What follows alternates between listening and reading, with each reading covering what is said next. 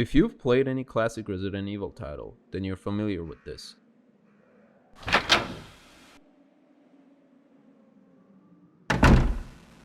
This short clip of a door opening is actually a loading screen that appears every time that you enter a new area. It gives the game some time to load the map, because the old consoles didn't have enough processing power to render the whole map at once, unlike the newer ones.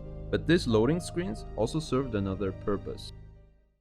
You see, a lot of horror in these games actually came from the limitations and the flaws in them. They chose the fixed camera instead of over the shoulder so they can make the environment 2D instead of 3D to use less processing power. But the fixed camera limited your vision, making the exploration more nerve-wracking, as you can hear the enemies but you can't see them most of the time. They chose tank controls because that's the only option when you have fixed cameras. It made aiming frustrating, but it also made you more vulnerable to the monsters.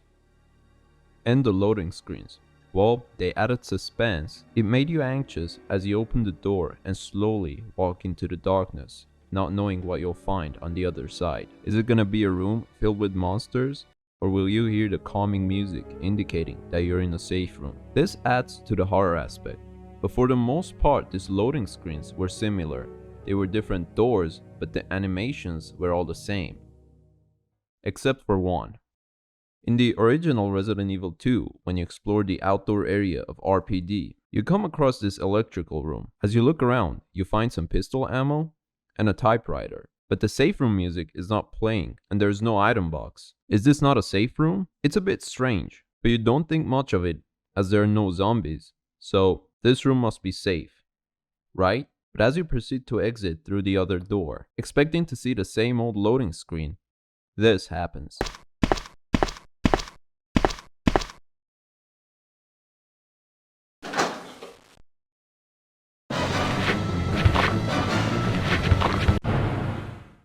Let's talk about jump scares. What makes a good jump scare? A good jump scare, like a good magic trick, should consist of three parts: the setup, the execution, and the reveal. Or as Michael Caine says, the pledge, the turn, and the prestige. The setup of a magic trick is when you're presented with an ordinary object. The execution is when something unordinary is done to that object that raises your curiosity. The reveal, well, is the reveal of the object in a way that is surprising to the audience. Now, let's apply that to this well-executed jump scare in Conjuring. The setup is the spooky basement that for the most part looks normal. The execution is the dropping of the ball and the popping of the light.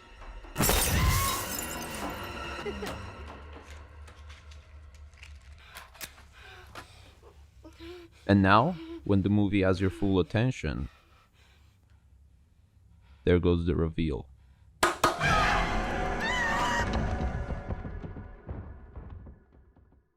The reveal is geniusly constructed to catch the audience off guard. You see, when Caroline runs up the stairs and lights up the match, the camera cuts behind her and shows towards what she's looking at. And then it cuts back to her face, anxiously looking into the darkness. You, watching this for the first time, are expecting that the camera will cut behind her and the jump scare will happen in front of her. But instead, the camera stays still and the reveal happens behind her. Even though you knew a jump scare was coming, you were still caught off guard. That is a good jump scare. Now let's go back to Resident Evil. The electrical room is the setup. It's relatively normal.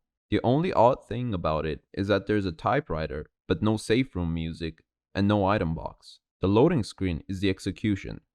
You see zombies approaching you in the loading screen, which is shocking. Now the reveal. You find yourself trapped with two zombies in the same room that you thought was safe. You see, even after the jump scare, you thought you would be in the new area, and worse comes to worse, you could just retreat to the safe room. But the game stayed unpredictable to further scare you by catching you off guard. This formula made this loading screen one of the scariest moments in the game and a memorable scene in survival horror genre. Thank you for watching. If you enjoyed this type of content, please subscribe so you don't miss the next video.